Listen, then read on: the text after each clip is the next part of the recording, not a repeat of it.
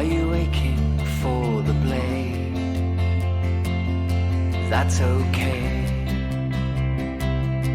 we're insured. Are you aching for the grave? That's okay, we're insured. We're getting away with it all, mister. Getting away with it all, mister. That's the living.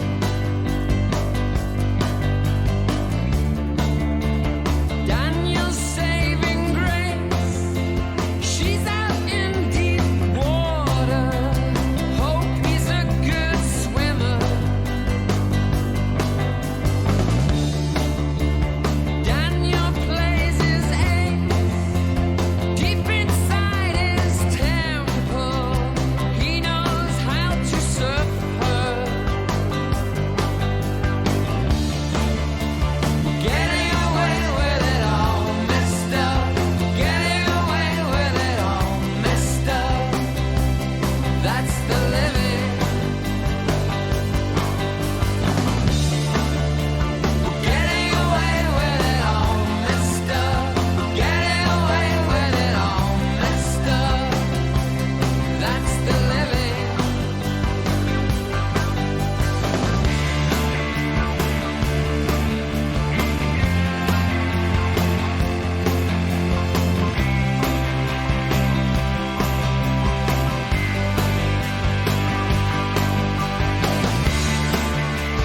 Daniel drinks his weight, drinks like Richard Burton, dance like John Travolta now. Daniel's saving grace, he was over drowning, now they live like dolphins. We're getting away with it all, mister. We're getting away with it all, mister. That's the living.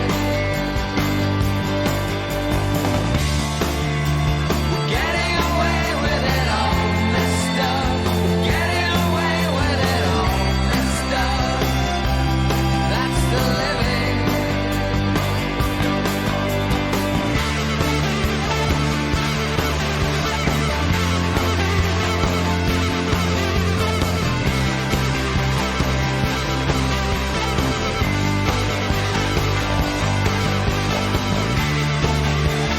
Getting away with it all, mister. We're getting away with it all, mister. That's the living. Are we getting away with it all, mister? Getting away with it all, mister. That's the living.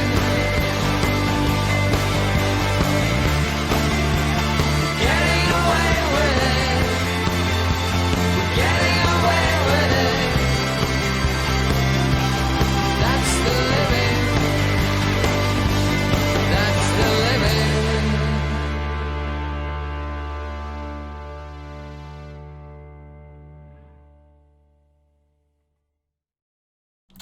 Getting Away with It All Messed Up by James. Ladies and gentlemen, and whatever else you identify as, welcome on into the 50th episode of the Godman Monday Talk Show with me, your host, Mr. San Andreas. It feels so weird saying that number. I've been doing nearly for a year now, more than a year, for accounting for all the weeks that I might have missed. It's just kind of insane to think about. I mean, there's 52 weeks of the year, and we're now on our 50th episode of the God on Monday Talk Show. So it's surreal even doing something for this long. But hey, it's I think it was worth it all, to be honest. I do. But besides that, welcome on in. We've got a lot of news to discuss this week. We've got a lot of stuff on Rockstar, on Twitch, on the Chinese government, and even on EA Sports. Along with that, we'll have plenty of music spliced in to kind of spice the show up. We don't want to stay too bland now, do we?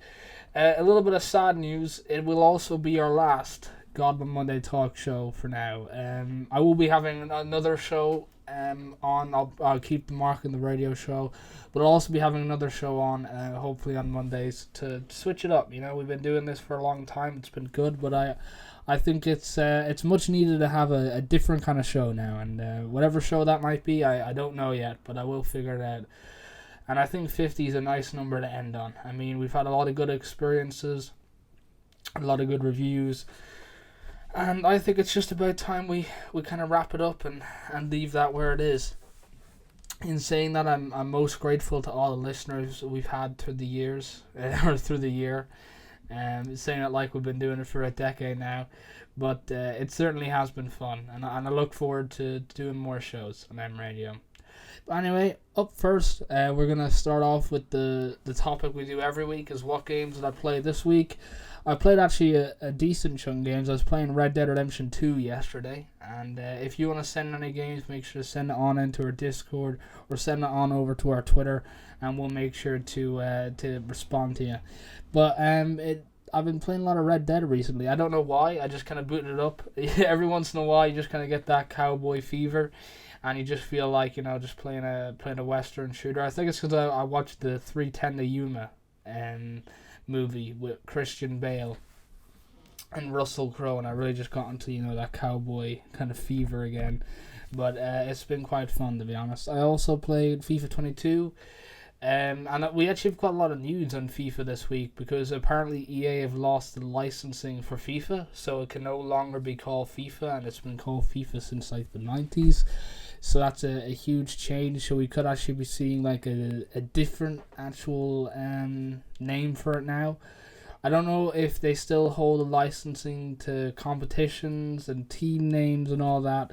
If they don't hold, you know, licensing to team names, I'm just going to get out while I can, because half the reason I play is because, you know, you get to play with your favorite players in your favorite leagues.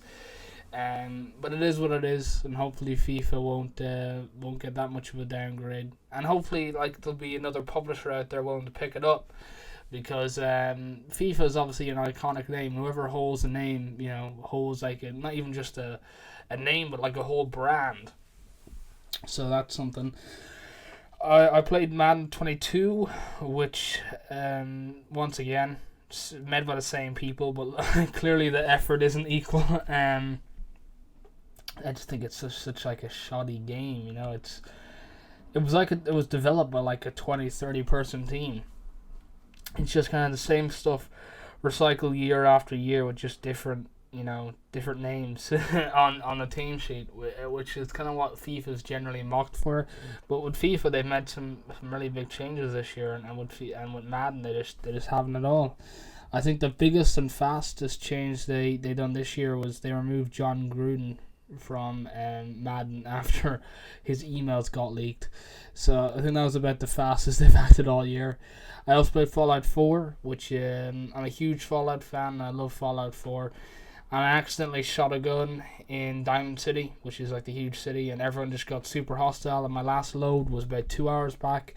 So I lost about 2 hours of progress, which was that was stinky. That was stinky. It wasn't very nice, to be honest. So I hopefully it won't take me too long to get back to where I was. Also playing Assassin's Creed Odyssey. I don't really have much to say about it, to be honest. You know, Odyssey has always been... I just like the game so much. I just hate the leveling system so goddamn much. It's no fun at all. I played The Long Dark, which is the survival game. I played that and I think I died, 30 minutes in from hypothermia. So you're surviving out in like a kind of North Canada location, so it's obviously very cold. And I decided to make camp near a train, and apparently it wasn't that warm. You know, I don't know who decides that. And then when I had hypothermia, and I healed my hypothermia, but I wasn't keeping an eye on my water and food kind of status, and I just died of that, really. And it wasn't that fun, to be honest. I think The Long Dark is really for intense players, because in The Long Dark, it's constantly like you're on the back foot, which just isn't that fun. if you're just constantly on the back foot, it's just not that fun for anyone, is it? Because you're just constantly just trying to survive, and I think that's the whole thing about the game. You're just constantly trying to survive. So yeah, it's alright game. It's alright. I'd definitely recommend checking it out. My game of the week this week though is PC Building Simulator. I mean, I got it for free on Epic about 2 weeks ago, and I've just been playing the crap out of it. I absolutely love it. And the surprising thing is, I've probably, from the last 2 years I've been using a PC, I've probably learned more from PC Building Simulator. Because you get to build PCs and fix them and work with CPUs and memory cards and storage and HDDs. And motherboards. I mean, you get to work with all this stuff and figure out how it works, what's its role in your whole PC, and you get to figure out a lot of stuff. So now, when someone starts talking tech talk to me, when it comes down to stuff like maybe like a GPU or a CPU, discussing which one is better, and I remember there was a discussion today about which CPU brand was better, an Intel one or an AMD one, and I was actually able to contribute to the conversation, which was kind of crazy. It was crazy to think about. But besides from that, I mean, it's just a really enjoyable game. It's oddly satisfying. You never really think about how satisfying unscrewing a case could be on a PC, but it's weirdly very satisfying. And of course, I played GTA 5, but that's nothing new. No one. I was discussing it. I actually probably need to stop playing that game. I've played so much, and I'm probably just going to have to stop soon. But also, another section we do to start the show is what game would I recommend this week? And the game I recommend this week is The Outer Worlds. No one knows what The Outer Worlds is. It's just basically an RPG made by Obsidian, who are kind of the OGs at doing RPGs. And really, really good game. I remember when it first came out, it was described as the Fallout in space. But I think it's so much more than Fallout, to be honest. And so much more in space. I really like the game, to be honest. And I finished it once. I'm on my second playthrough now for the last few months because I sort of played it and then just gave up. But I'm on my second playthrough now, and I am really enjoying it. Lost in transit while on a colonist ship. Colonist, that's like a sounds like a part in the body. Ship bound for the furthest edge of the galaxy. You wake decades later only to find yourself in the midst of a deep conspiracy threatening to destroy the Halicon colony. As you explore the furthest reaches of space and encounter various factions, all vying for power, the character you decide to become will determine how this player-driven story unfolds. In the corporate equation for the colony, you are the unplanned variable. So it's kind of nice to kind of come back story after getting sent from Earth to establish these colonies, and you never get used. Sorry if my voice is lacking dramatic tension. I do have a pretty sore throat today, so for our last episode, it's not ideal, I'm probably going to be sipping water constantly, so if you just hear me suddenly stop talking, I am not dead, I'm just sipping water, so my throat does not die, and hence we'll be playing more music as well, because I can't talk so much. And it's kind of funny, because the week I have a really sore throat is the week where we actually have the most news. I mean, we have so much news this week, it's not even funny. And, yeah, anyway. The player-driven story RPG, in keeping with the Obsidian tradition, how you approach the Outer Worlds is up to you. I nearly said Outer Worlds. It's very important you say the Outer Worlds. Your choices affect not only the way the story develops, but your character build, companion stories, and the endgame scenarios. You can be flawed in a good way. New to the Outer Worlds is the idea of flaws. A compelling hero is made by the flaws they carry with them. While playing the Outer Worlds, the game tracks your experience to find what you aren't particularly good at.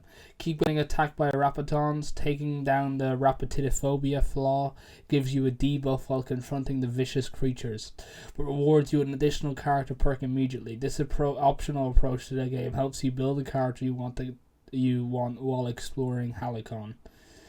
I was just kind of thinking, they just have some really weird names for stuff in this because it's like 100 years in the future.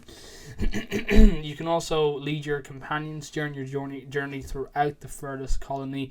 You will meet a host of characters who will want to join your crew. Armed with unique abilities, these companions all have their own missions, motivations, and ideals, and it's up to you to help them achieve their goals or turn them to your own ends. Explore the corporate colony. That was actually a really interesting aspect of the game that I found with your companions, is that you have various companions that you can always take out to do certain missions with you, but they all have their own side stories. So along with them just kind of being along for the ride with you, kind of, you know, how they done it in Fallout 4 is like the companions, they obviously had a story, and if they like you well enough, they trust you, they talk to you about it, and they tell you about it. But in the Outer Worlds, it's really interesting how they do it, because each companion, you meet them through doing a different part of the world. You know, you might meet, was it Sam, I think, or something? Oh, I know her name. I actually don't know her name. I think it was Pam or something. And you meet her through your first kind of little tutorial area and getting through it and completing all the missions around there. And then her story moves on from, she was a mechanic for her dad and she didn't want to work in the factory, so she's quite handy with machines, so she just fixed everything around the town, but she wants to go explore space and yada yada yada. But another interesting aspect to it is that she wants to find love. So while you're just exploring just a random place, I came across this totally randomly, she'll actually meet someone and she'll ask for your advice, and you can go out drinking with her and give her advice, and you can either give her good advice, you know, follow her heart and everything, or you can manipulate her into just being into your crew or being your romantic interest, which is just it's interesting how there's multiple storylines, you know, and so a player could play it 3 or 4 times and have a total different experience, which is not what a lot of games offer. A lot of games, it's either yes or no, or you do it this way or the highway sort of thing. So it's interesting for a game to approach it from multiple areas and let the player pick up on the story, let the player perceive everything, and it's just a really, really good thing, because I've only played it once, and on the second run through, it's totally different. I'm going to different places, approaching different missions, reading different lore bits. I mean, it's just really interesting how they do it. And the whole thing about you're kind of like, you know, a colonist on revenge, because you got screwed by the colony governments, and you've been given a chance to kind of fight back and do what's right and save all the people, and it's just really interesting. A Halicon is a colony at the edge of the galaxy owned and operated by the corporate board. They control everything, except for the alien monsters left behind when the terraforming of the colony's 2 planets didn't exactly go according to plan. Find your ship, build your crew, and explore the settlements, space stations, and other intriguing locations throughout Halicon. It's just really interesting. I mean, that is my game of the week. If I was to rate it, I'd certainly give it a 9 out of 10. There's a few flaws here and there. A few things that I think could definitely be improved on. But in traditional fashion, I think Obsidian are still kind of kings of the RPGs. You know, from Fallout New Vegas and Fallout 3 to this, I mean, they know how to keep you engaged anyway. Anyway, we'll get on to our first tad bits of news after the music break. If you haven't already, make sure to check out all the Mradio social medias. That's Mradio at TikTok, on Instagram and Twitter at the only Mradio, and Mradio at YouTube and Twitch. Next up here's I'll See Your Heart and I'll Raise You Mine by Bell X.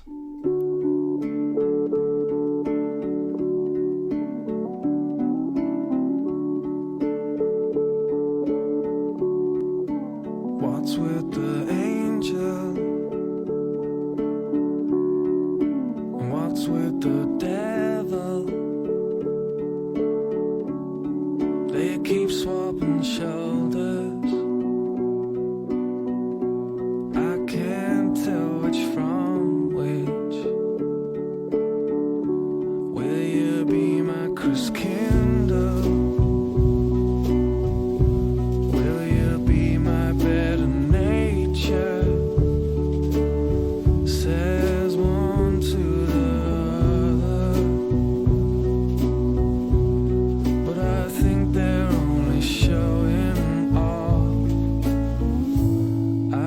them playing poker, and I think it was the devil who said I'll see your heart and I'll raise you mine. I'll see your heart and I'll raise you mine.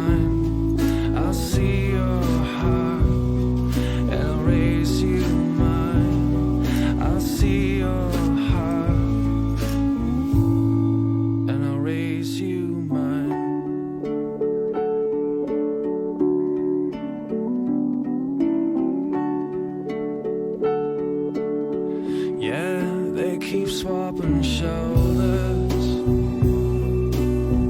I think there's something going on.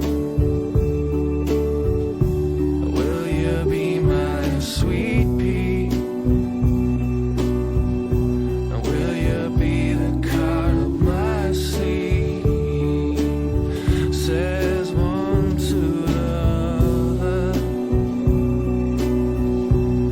and this time they hold their gaze for too long. And now they're playing poker, and this time it's the angel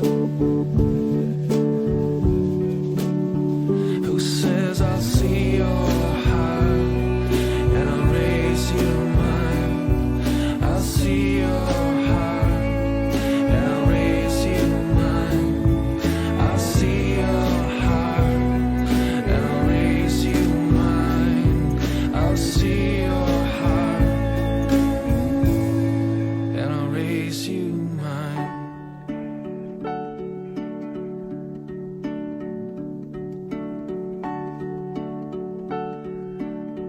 This is the story of the angel who played poker with the devil in the Garden of Eden before it all went pear-shaped. They said,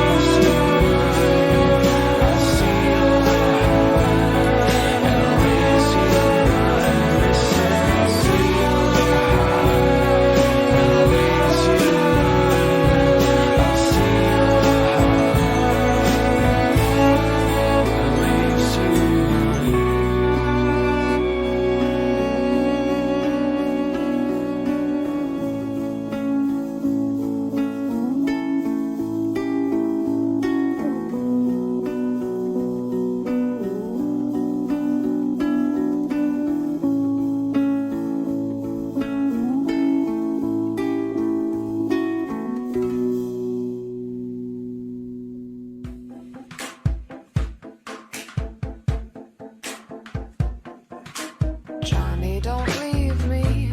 You said you'd love me forever. Honey, believe me, I'll have your heart on a platter. Might you recall, we've got a small family business, and the family won't like this.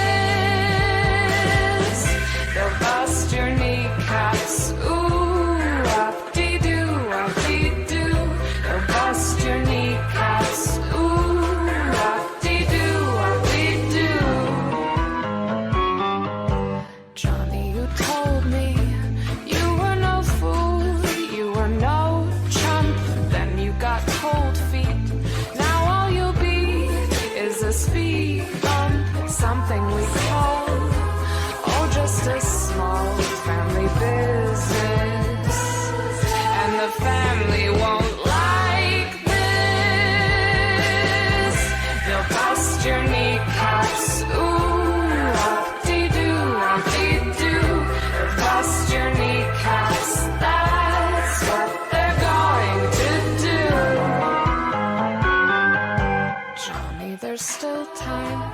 Together I know we'd go so far. I'll tell Uncle Rocco to call off the guys with the crowbars. You call it crime,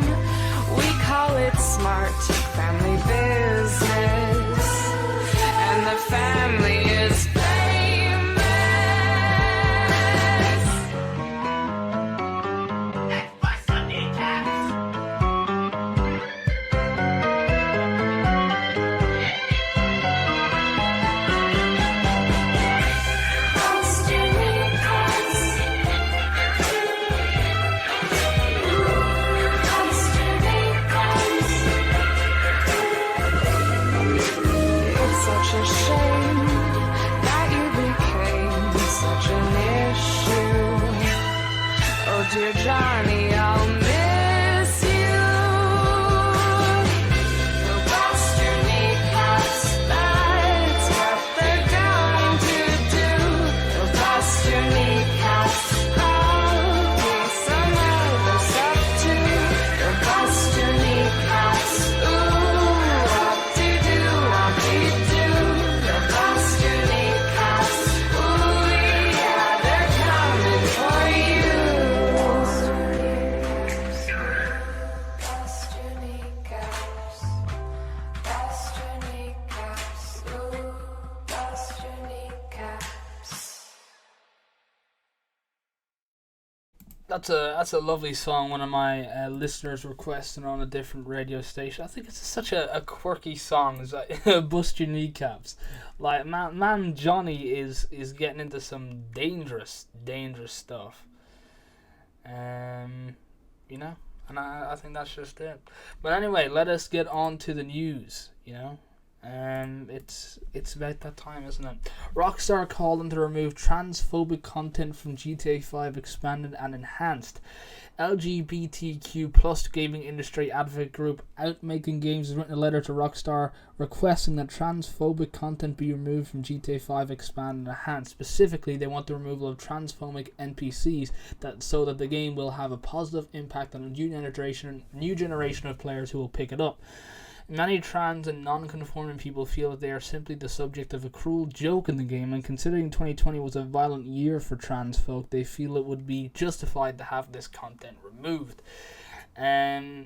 First off, I've known Rockstar since I was a wee little chap. You know, I've played most of their games. I've covered a lot of the news headlines around them, and I can tell you right now, they probably won't do that at all. I think it's all how the game's message. You know, it does kind of pick on a little bit of everybody, not even just trans folk, as the article says.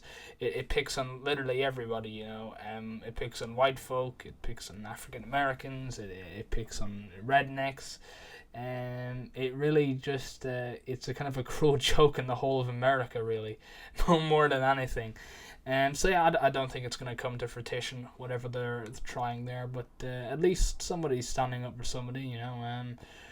I guess we all have to feel like we're doing something, and yeah, guess Rockstar will just keep being Rockstar, right? You know, as long as it doesn't affect their sales, they will be A-OK. Anyway, Capcom wants PC to be its main outlet. Capcom is obviously, if you don't know, Resident Evil and Monster Hunter. They're into those kind of stuff. After the success of Monster Hunter Rise, Capcom has decided that it wants to make the number of console and PC games equal in 2022-2023. And then even make PC their primary outlet going forward. This news was shared during the Tokyo Game Show by President and Chief Operating Officer of Capcom Publishing. By equalizing the games between consoles and PC, expects that demand for PC games will become much greater than it is for consoles. I can say that I would also, you know, it's kind of a logical conclusion to jump to. You know, a lot of people are buying PCs these days since getting a console is near impossible, plus it is outright expensive for, you know, the amount you can do with it. I mean, you spend maybe $700-800 on, you know, a console, where you can also spend that on a laptop and you get a perfectly good one that runs a lot of games, and pretty much the same as a console. So it is kind of a question you have to ask yourself. What will the next 5 years entail for PC gaming and console gaming? You know, will the way, because for years it has been the case, even for decades, that consoles have taken up the majority of gaming, for the simple reason of convenience. I mean, if you think about it, getting a gaming PC set up and running, I mean, the amount of stuff that I might go through month per month, you know, I might have to fix a number of issues or go through a number of loops just to get my game running. But when it does run, it runs better than it would on any console. Well, that's, you know, I'm not too sure about, you know, the whole PS5 and the new Xbox, you know, what's it called again? Xbox Scarlet? I've actually forgotten the name of the new Xbox. How little I'm in tune with the consoles these days. But it's just that simple. I mean, for years it was just convenient to play on a console, because you bought it, you plugged it in, and it was pretty much set up. You know, it was very simple for a lot of people to understand. But now, I think everyone's kind of getting a little bit more technical. Everyone's getting a little bit more smarter, and now it is easier to use PCs with convenience for manufacturers, and also just people just generally being more aware of technology. So I'd say good luck to Capcom for that. I do think it is a wise move. I do think it is. The Chinese government has approved 0 games since the law against effeminate men came into effect. Since August, the Chinese government has started putting strong restrictions on video games, including what they can include and how long people are allowed to play. It seems that developers and publishers are having a difficult time following these restrictions, as no games have been approved since they were put into place. A wrong set of values, including gay love and effeminate men, are examples of what games are prohibited from including. They went so far as to say that games would be refused if regulators can't tell the character's gender immediately. So instantly, China is not being very woke. Imagine if Twitter actually heard about this meltdown in China. I don't really have much to say on this, to be honest. I'm not going to tell a whole government how to run their country, for the simple fact is I've never ran my own country, so I don't know what it's like. I can immediately tell what a lot of people are going to be thinking, because what they're trying to do is they're trying to cut out, I guess, any influence that games might have. I mean, they're kind of trying to go back to the 90s and have games not have an influence on anything, but just be kind of a piece of entertainment, kind of like a fighter, or just kind of, a man with a gun and he kills loads of people. I mean, the only thing that's going to influence is violence, really, and what kind of a violence? It's going to, it's not going to make you want to get a gun and kill a load of people. It's just kind of entertainment, as a lot of people would see it. But I guess what they're trying to do is they're trying to remove the influence from video games, because video games have got very political, in one sense, as the decades have rolled on, and now video games aren't just about senseless violence. They cover a lot more issues, love, gender, politics of power struggles, and surprisingly, there's a lot of economic stuff in there as well. I think it's because a lot of publishers have got a lot more braver with what they're willing to put out. They know that people are willing to go and try new stuff, where that wasn't always the case in maybe the 80s and 90s, when gaming was literally just getting started up as a massive industry, and now it's a $1 billion industry, easy. But good luck to China, with all that, trying to remove gay love, and regulators can't tell the character's gender immediately. I mean, I feel like a lot of that is down to the people, really, I feel like when you're designing a game, you can't just go like, well, this character isn't exactly a male or female. I mean, when you're designing a game, you can't be unsure about stuff. It's very much, this is what they are, and it's either they're a they, they're a he, they're a she, or whatever they may be. But whatever they are, it's written in the script, because even to get a voice actor in to do all the characters' lines, character design, a lot of money goes into that. Thousands, tens of thousands in most cases, and royalty going out to voice actors. I mean, when a video game creates a character, they know what the character is inside out, basically. So I feel like characters and their fan bases really do that more often than actual developers do. But talking about crises, Twitch in crisis as it blames a server error for massive data breach. The Twitch hack is real, it's massive, and security experts are aghast at the scale of the thing. Quoting, "This is as bad as it could possibly be. The leak, which hackers claim is only part 1, contains the site source code," which basically means the code that runs the site. And I guess in normal terms, it's the seed of the plant. Unannounced projects such as the Steam competitor and the earnings of the streamers. Yesterday, Twitch issued what was very much a holding statement. Has now, when I say yesterday, I mean like a week ago yesterday, so 8 days ago, and has now expanded on what it believes happened. Per the Twitch blog, we have learned that some data was exposed to the internet due to an error in Twitch. I guess some data would be an understatement. You mean all the data? In a Twitch server and configuration change that was subsequently accessed by a malicious third party. Our teams are working with urgency to investigate the incident. As the investigation is ongoing, we are still in the process of understanding the impact in detail. We understand that this situation raises concerns. We want to address some of those here while our investigation continues. It's very much a corporate response, you know? And I guess this comes back to how out of touch Twitch is with their audience, you know, and because it plain and simple, it doesn't really respond to anything besides, yes, we know something happened, and yes, we are sort of doing something about it. And that's all they say. You know, that's all they say. And you kind of got to wonder, you know, where's Twitch's head at? For the simple fact is, I don't think anyone really cares about the pay leaks. I mean, you know, I don't really care how much the top streamer is getting paid. I already know what the top footballer is getting paid. I already know what, you know, my neighbor Sharon is getting paid. I mean, people getting paid a certain amount of money isn't exactly a catastrophe if that gets out. You know, if streamers are earning hundreds of thousands or millions, it doesn't make a damn bit of difference to me. The thing that makes a damn bit of difference to me is all the data that Twitch collects, whether it just be, you know, consumer data on what kind of people like what kind of streams, or whether it's more serious stuff, which was originally the case with a lot of passwords getting leaked, and those passwords, it might be some credit card information. I personally don't have my credit card linked up to Twitch. I would never do such a thing because I don't want to spend any money on Twitch. You know, if anyone ever asked me if I would ever spend any money on Twitch, straight answer no. Even if my best friend had a channel over there and wanted me to sub, I wouldn't. I'd use PayPal or something.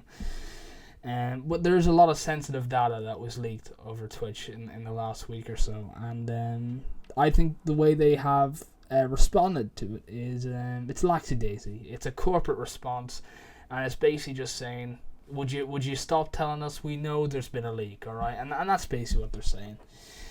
Another catastrophe is the FIFA trademark for EA Sports, which is basically FIFA. Every year, you know, a new FIFA's coming out, FIFA 21, FIFA 22. FIFA was a huge part of my childhood, and from like a soccer sense and from a video game sense. But EA trademarks EA Sports SC after they couldn't get the renewal for FIFA, for the license for the FIFA name.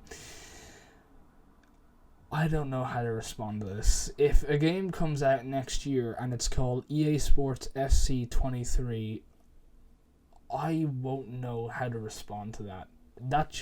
It sounds horrible. It just sounds horrible. I mean, no. No, it sounds like something a robot would come up with. It sounds just so robotic, you know. FIFA kind of just rolls off the tongue. You know, we know what FIFA is. It's the Football Federation, for football. If that wasn't clear when I said Football Federation, so we know what that is. EA Sports FC. I mean, EA Sports is it isn't a reputable name. I mean, it's known for microtransactions and kind of, you know, just wanting money. So I mean, straight away, I mean, I really hope they come up with something better than EA Sports SC. I hope that is just like an online thing. They're planning on doing some feature. I really hope that isn't the name for next year's game.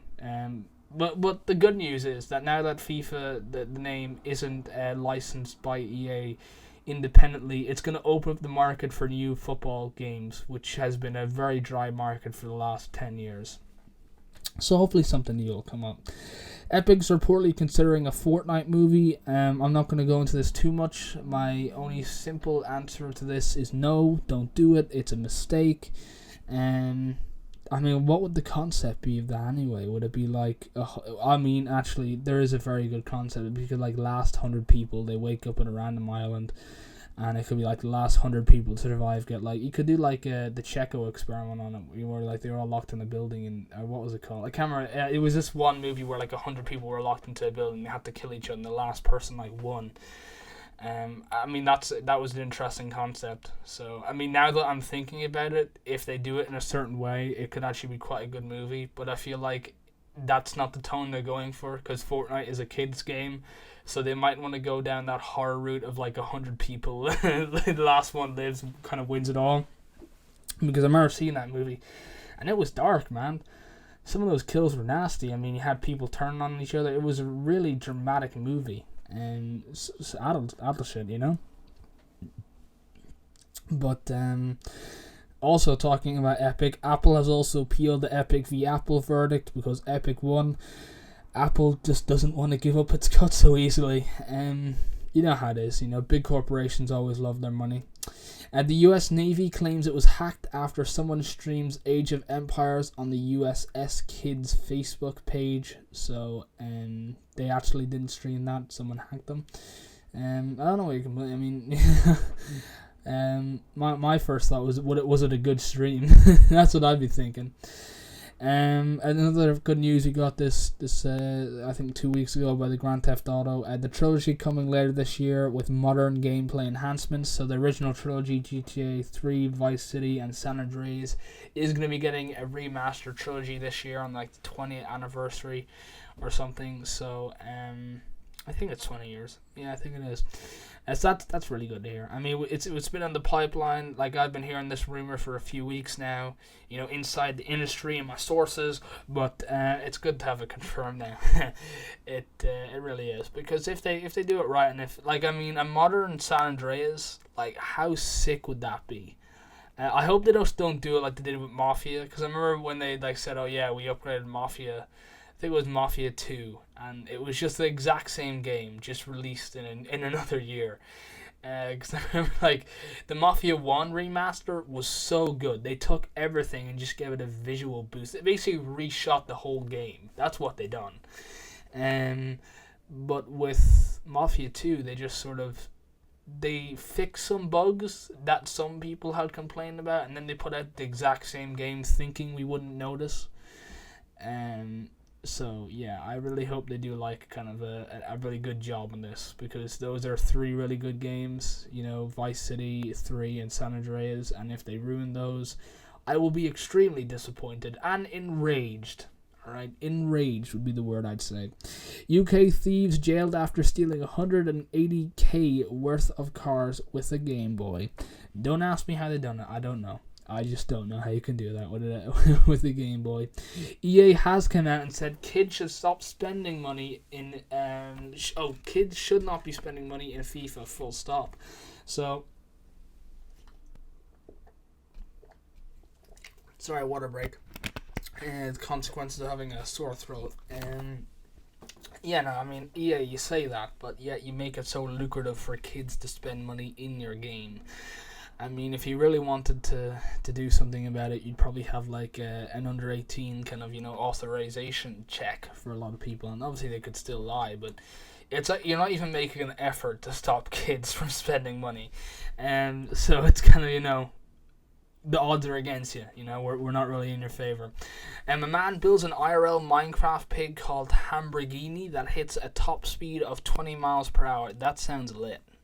A Lamborghini. Much of K session was that was a Lamborghini. That's going back to like 2015 vibes. Oh yeah, I don't know if anyone's seen it, but the new Resident Evil Welcome to Raccoon City trailer was out, I think, about a week ago, and I saw it and I was just so shocked with how horrible it looked. I mean, if no one's seen it yet, like, please, just go watch it. It was like a bunch, I don't know how to describe it. I need to kind of look it up again to describe it. The first thing that, like, popped out to me was just how bad the lighting was. It was just, oh, here it is. It's actually a film. I thought it was a TV series. I'm looking at it right now, and I looked in it, and it just looked horrible. I'm looking at it right now, and I don't know what to think about it. The CGI in it it's pretty great. I saw some of the zombies, and I saw some of the monsters, and it looks alright, but the lighting is just horrible. Some of the costumes, they just look so unrealistic. It looks like someone went to like Comic-Con and just like picked out some of the best dressed people. The actors, I mean, I can't say much about them because, you know, they obviously are trying. I think what the trailer done was it tried too hard to add dramatic tension to it. and the lighting does not help at all. I mean, Resident Evil is a very dark game. It's a zombie apocalypse, so you can't be having really bright colors. But the whole trailer is filmed in really bright colors. I mean, there's not a single scene that's dark. Every scene is either like a bright kind of turquoise, it's red, it's yellow, and so it never really gives any kind of the fear feeling to the zombies or the monsters. Like, I'm looking at it right now, and every scene is either three colors: yellow, blue, or green. And it isn't scaring me at all. They've got some big name actors in there, none of them which I can actually call off by heart, but I've seen a lot of them in movies.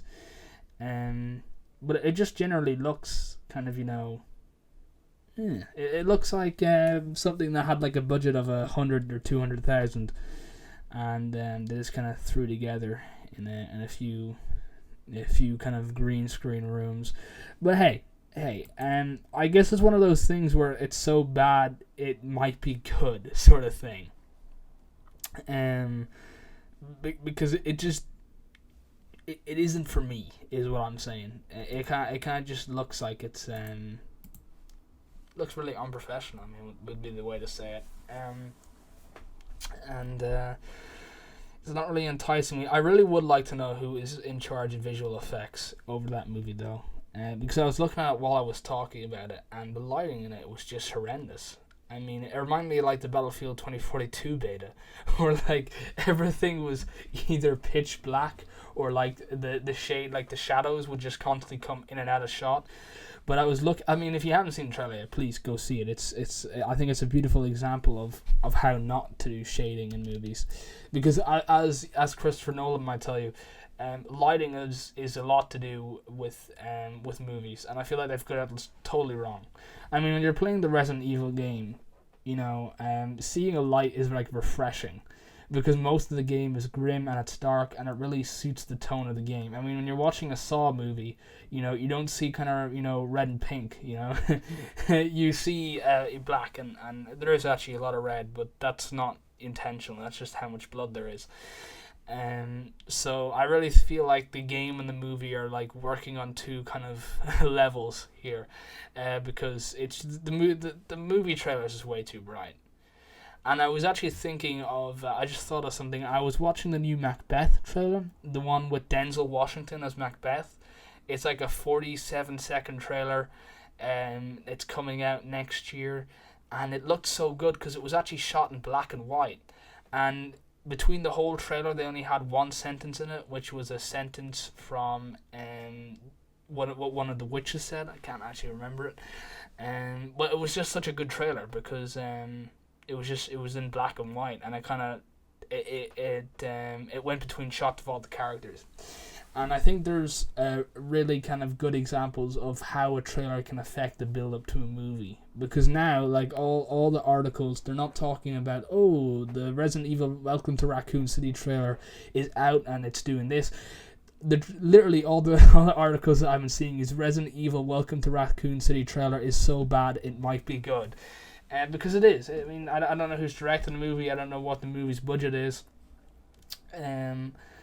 But it certainly adds a lot of questions into it, to be honest, because Resident Evil is no doubt one of the biggest franchises out there, and I think like making a TV show, whether it was animated or not, was a huge step up. But now they're making a movie. I don't know about it. It's very, very questionable. Deathloop has at least one undiscovered secret left, says level designer. So well, that was really fast. I mean, Deathloop was, I don't think it's even released on PC yet. And everyone just discovered the secrets already, so that's fun. Twitch streamers aren't particularly bothered about their pay leaking, a lot of them say, and it's just what I said. I mean, it doesn't really matter, does it? And a lot of them have a lot more income coming in from sponsors, so, it doesn't really matter, does it? I mean, I say a lot of them get like paid millions more from just doing sponsors and contracts with media outlets, and so Guardians of the Galaxy system requirements demand 150 gigabytes of disk space. This is one of the other things, is like no one knows how to optimize games anymore, or they're just refusing to do it. I mean, do you know any idea how much storage costs these days? I mean, do you have any idea at all? So yeah, it's 150 gigabytes. I don't think I was gonna get the game in the first place. I don't particularly like superhero games, and I never really did. I think a prime example of why is Marvel's Avengers. I just that's turned me off every superhero game forever. I did play Deadpool, on the PS4, and that was quite decent. But I didn't fall in love with it, It wasn't something I fell in love with. Batman games were really good. Besides that, I mean, a lot of superhero games are just kind of, they're money ploys more than anything. It's something to like either gain hype around like an upcoming movie, or just to make the publisher some money because of the name. So I won't be buying the game, but just to say, whoever is publishing that game or developing it, actually, 150 gigabytes, way too much. I mean, what is it? Like Red Dead isn't even that much, and that's like a 40-50 hour game. And it's one of the best games ever. I'm just going to put that out there right now. Alright, I'm not a fanboy, promise. FIFA has come out and said they never liked EA anyway. So shots fired, EA is now dead.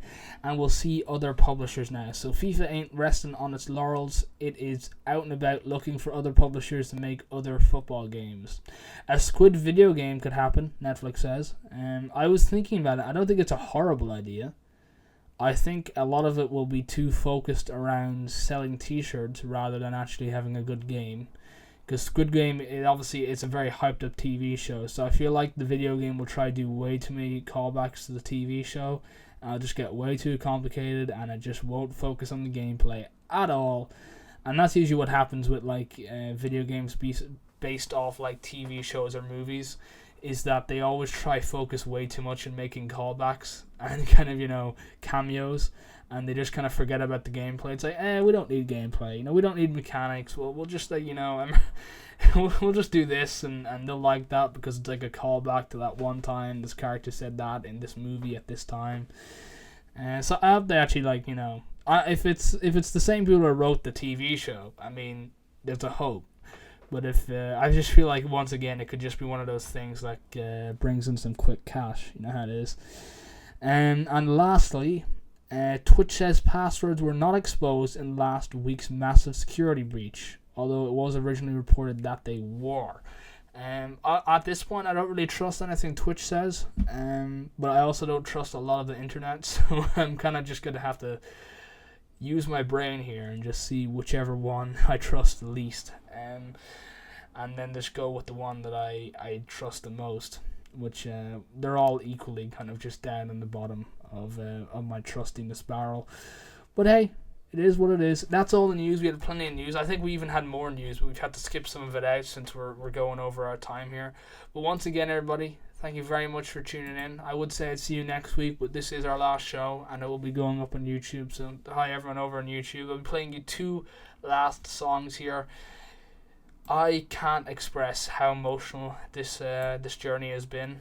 I remember when I first created Mradio, I never thought I'd ever get this far. I always thought it would be more of a passion project and a leisure business. But I've always worked really, really hard to achieve any success with it.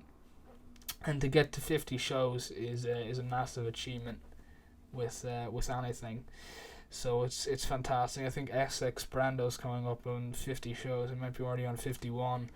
So it's just fantastic, being in this position and doing what I do and entertaining people. And even if it's just 10 or 11 people, it's good to be entertaining that many. So I'm going to leave you off with Beds Are Burning by Midnight Oil. It's been an absolute pleasure, and you'll be hearing from me soon, everybody. Here you go.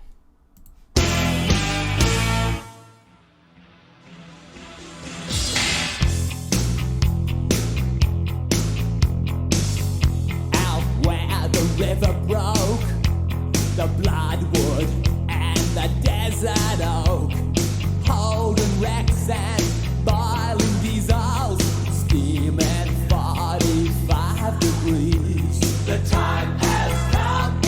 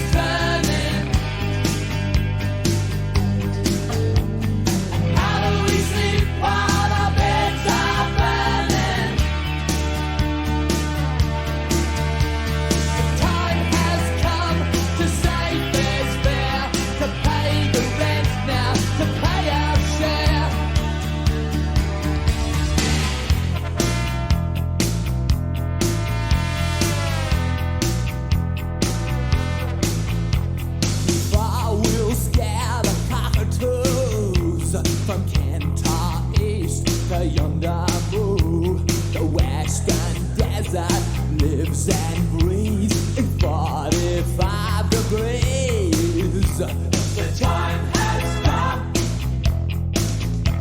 to say fair's fair, to pay the rent, to pay our share. The time has come, a fact's a fact. It belongs to them. Let's give it back.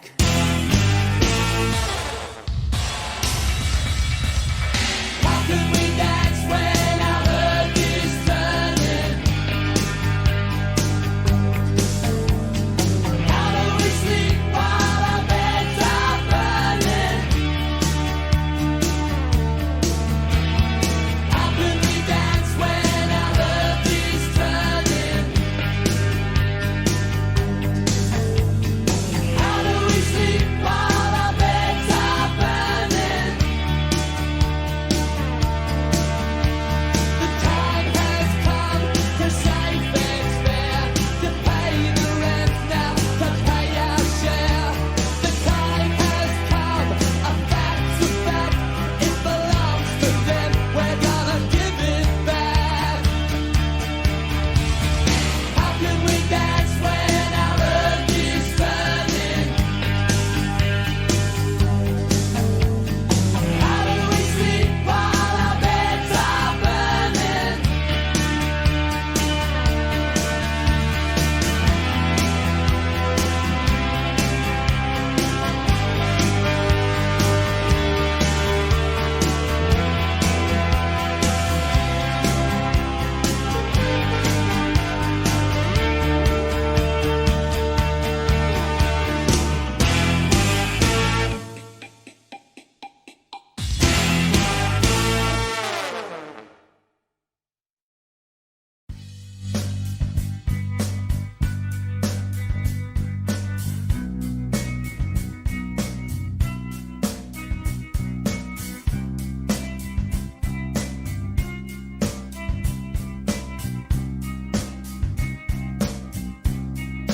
When you were here before, couldn't look you in the eye. You're just like an angel. Your skin makes me cry. You float like a feather in a beautiful world. I wish I was special. You're so very special. But I'm a creep.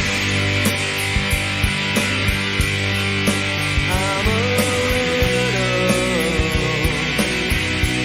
What the hell am I doing here? I don't belong here. I don't care if it hurts. I wanna have control. I want a perfect body. I want a perfect soul. I want you to notice when I'm not around. You're so very special. I wish I was special. But I'm a creep. I'm a widow. What the hell am I doing here? I don't belong here. Oh.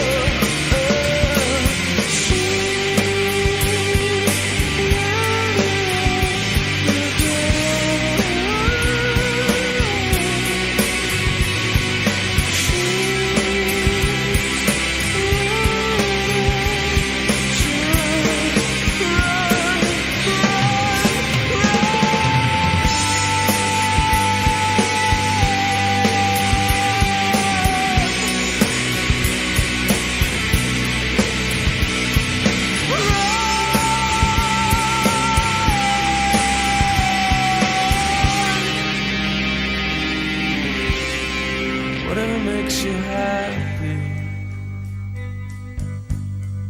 whatever you want. You're so very special. I wish I was special, but I'm a creep. I'm a widow. What the hell am I doing here? I don't belong here. I don't